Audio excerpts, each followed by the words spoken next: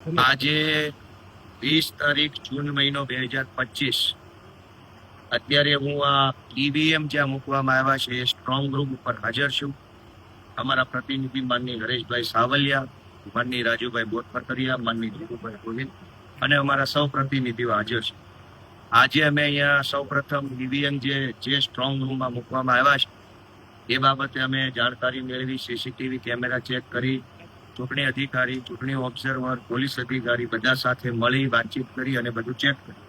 આ સિવાય આજે ફોર્મ નંબર 17 ક, અંગ્રેજીમાં 17A, આ ફોર્મની આજે સ્ક્રુટિની હતી. આ જે 17A નંબરનું જે ફોર્મ હોય છે એ ચૂંટણી પૂરી થયા પછી કયા બૂથમાં કેટલા ટકા મતદાન થયું, કયા બૂથની અંદર કેટલા વ્યક્તિઓએ મતદાન કર્યું, કયા બૂથમાં કયા આઈડી કાર્ડથી કેટલા લોકોએ મત કર્યું, આધાર કાર્ડથી કેટલાએ મત આપ્યો, ચૂંટણી કાર્ડથી કેટલાએ મત આપ્યો, ઈડીસી વોટ કેટલા આપ્યો. તો ટૂંકમાં આ 17A નંબરનું જે ફોર્મ હોય છે એની અંદર તમામ પ્રકારની ડિટેલ હોય છે. 17A ની અંદર કોઈ પણ બૂથમાં મતદાનના આંકડાઓ, મતદાનની ટકાવારીઓ, ઈવીએમની અંદર થયેલી કઈ પણ પ્રકારની ટેકનિકલ ખામીઓ, એ બધાની વિગત હોય છે. આજે સ્ક્રુટિની હતી, એમાં હું હાજર રહ્યો. સ્ક્રુટિની દરમિયાન મેં વાંધો ઉઠાવ્યો. જોકે સરકારી અધિકારીએ પોતાનો એકદમ કહેવાય કે બિનજરૂરી વાહિયાત પ્રકારનો જવાબ આપી આખી સ્ક્રુટિનીને પતાવી દીધી. નવા વાઘણિયા નામનું ગામ છે. આ ગામમાં 71% મતદાન થયું અને હાલની ચૂંટણીમાં એવરેજ વિસાવદર વિધાનસભામાં 56.89% મતદાન થયું છે. મોટું 57% એમ સમજીએ રાઉન્ડ ફિગરમાં.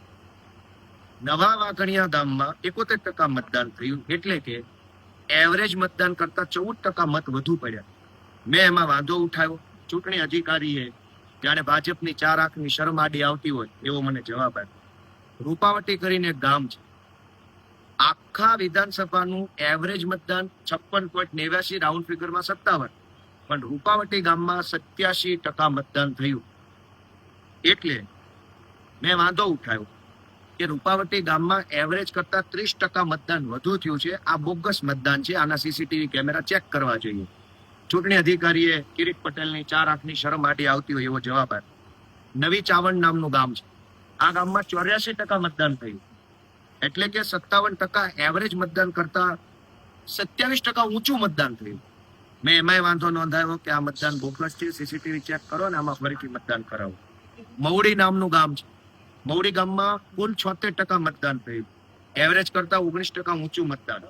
જાવલડી ગામ છે, જેમાં 70% મતદાન, એવરેજ કરતા 13% ઊંચું મતદાન. આણંદપુર ગામ છે, એમાં 72% મતદાન થયું, એમાં એવરેજ કરતા 16% ઊંચું મતદાન.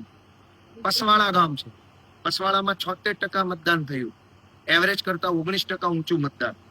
બામણ ગામ 71% મતદાન, એવરેજ કરતા 14% ઊંચું મતદાન. રાજપરામાં એવરેજ કરતા 10% ઊંચું મતદાન. માણદિયામાં એવરેજ કરતા 11% ઊંચું મતદાન. સણાથામાં એવરેજ કરતા 14% ઊંચું મતદાન થયું. ભાટ ગામમાં એવરેજ કરતા 19% ઊંચું મતદાન. આવી રીતે અનેક ગામડાઓની અંદર સામતપરામાં એવરેજ કરતા 19% ઊંચું મતદાન થયું. બિલખામાં એવરેજ કરતા 17% ઊંચું મતદાન થયું.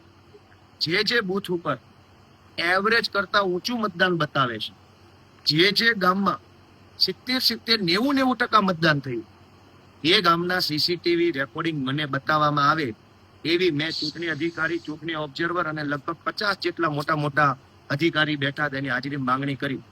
એક પણ અધિકારી પાસે એક પણ વાતનો જવાબ નહોતો. જાણે ભાજપ વાળાની કાન લઈને આવ્યા હોય એવું મોઢું કરીને બેઠા હતા. મેં એમને બધાને મારી શિષ્ટ, વ્યાજબી અને આક્રમક ભાષામાં કીધું કે ગોપાલ ઇટાલિયા કોઈ મહત્વનો નથી આ દેશમાં. દેશની લોકશાહી, દેશનું સંવિધાન અને આ દેશ મહત્વનો છે. રૂપાવટી ગામમાં 90% મતદાન થયું અને 100 અધિકારીઓ અંદર બેઠા હતા, કિરીટ પટેલની કાન લઈને આવ્યા હોય એવું મોઢું કરીને બેઠા હતા. એક પણ અધિકારી પાસે જવાબ નહોતો કે આ 90% મતદાન રૂપાવટીમાં થયું એ બોગસ છે કે સાચું છે, કેમેરો બતાવો. તો મને સ્પષ્ટ ના પાડી દીધી કે કેમેરા બતાવવામાં નહીં આવે, ચૂંટણી પંચની ગાઈડલાઈન છે, બતાવવાના જ ન હોય કેમેરા, તો મૂકો છો શા માટે? દોસ્તો, આજે 100 જેટલા મોટા અધિકારી અંદર સ્ક્રુટિનીમાં બેઠા હતા. મેં રજૂઆત કરી ધારદાર, આક્રમક કે દેશને બચાવવાની જવાબદારી તમારી માથે છે. બેશરમ ન બનો.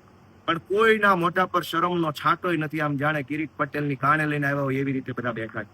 મેં અનેક પ્રશ્ન પૂછ્યા કે મેં જે બૂથમાં 80%, 90%, 70% મતદાન થયું છે એ બૂથના સીસીટીવી કેમેરા મને બતાવો.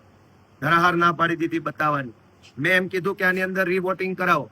ના પાડી દીધી કે રીવોટિંગ નહીં થાય. મેં એવું કીધું કે સીસીટીવી જોઈ લઈએ આપણે. 90% મતદાન નવી ચાવંડ, રૂપાવટી, નવા વાઘણિયા, જાવલડી, આણંદપુર, પસવાળા, આટલા ગામમાં 85-90% મતદાન કેવી રીતે થઈ ગયું? ઇતિહાસમાં કોઈ ચૂંટણીમાં 90% નથી. તો દોસ્તો, આજે કહેવાતી સ્ક્રુટિનીનો ટાઈમપાસ કાર્યક્રમ હતો. આ ટાઈમપાસ કાર્યક્રમમાં ચૂંટણી અધિકારી આવ્યા હતા. આ ટાઈમપાસ કરવા ચૂંટણીના ઓબ્ઝર્વર આવ્યા હતા. બીજા અધિકારી આવ્યા હતા.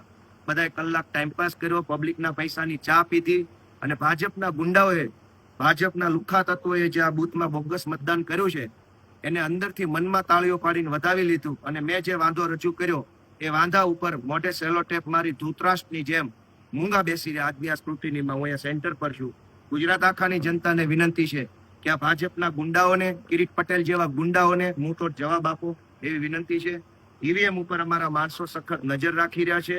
આપ સૌના આશીર્વાદથી, આપ સૌના પ્રેમથી અમે આગળ વધી રહ્યા છીએ. એ બદલ સૌનો ખૂબ ખૂબ આભાર. જય જય ગરવી ગુજરાત, જય કિસાન.